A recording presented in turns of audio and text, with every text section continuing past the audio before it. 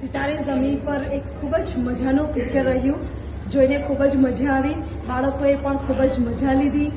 હું તો મારા 2003ના વર્ષમાં પહોંચી ગઈ હતી, કેમ કે મારા વ્રત કર્યા પછી મેં મંદબુદ્ધિના બાળકોની સેવામાં મેં મારું જીવન અર્પણ કર્યું હતું અને એ બાળકોમાં મેં જે કુશળતાઓ જોઈ હતી એ આજે પિક્ચરમાં પણ જોવા મળી.